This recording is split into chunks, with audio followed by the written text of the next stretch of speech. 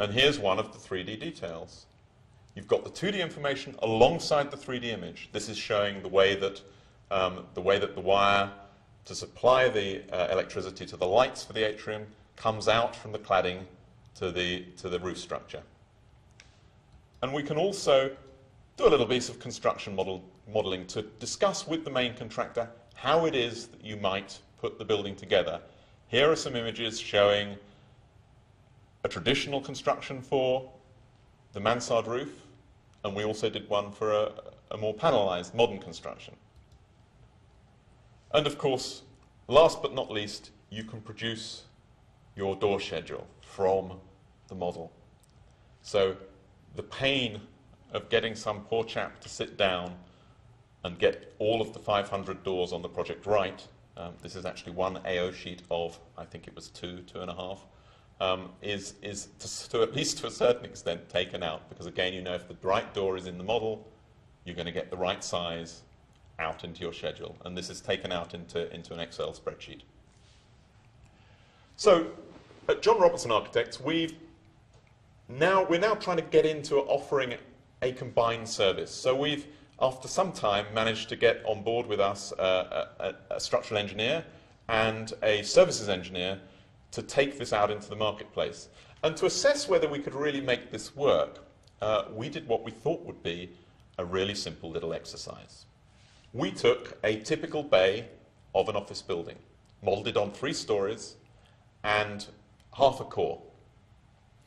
And we did this because we thought it was about as simple as you could get, and of course there wouldn't be any, we'd analyze whether we could put the model together, but there wouldn't be any problems with, you know, lacking in coordination because it was so simple. Well, the real surprise was we handed our engineer some 2D information, standard 2D information, and this is what happened. You can see that we have bits of bracing running through the basins, the Rothschild basins. We have no holes where the risers are.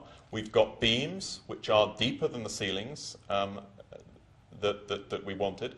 And the eye-opener for us was that, you know, if this can happen on such a small scale, then what on earth is the potential for something like this being missed or lost within a large-scale project?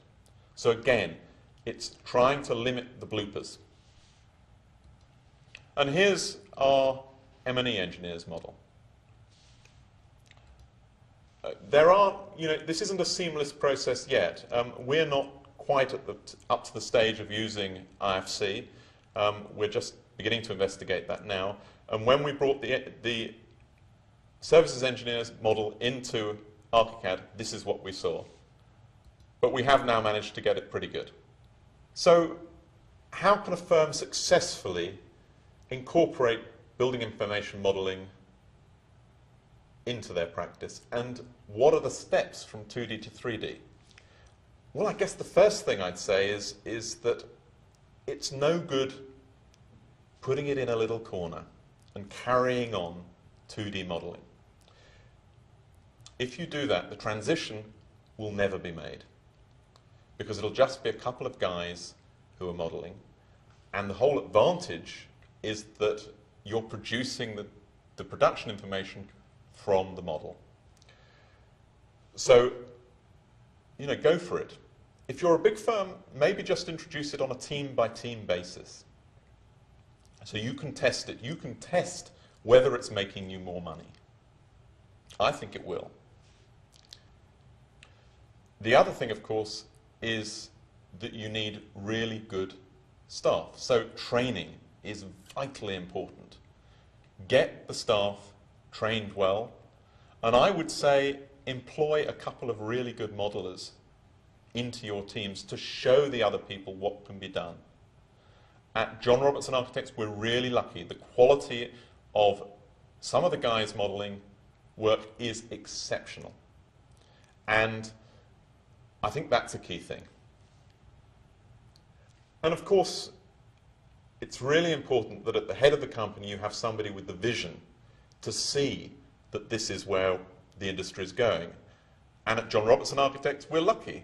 We've got somebody who can see that this is what's going to happen, and so is supportive of the change. Well, I hope that's given you all a picture of how we do things.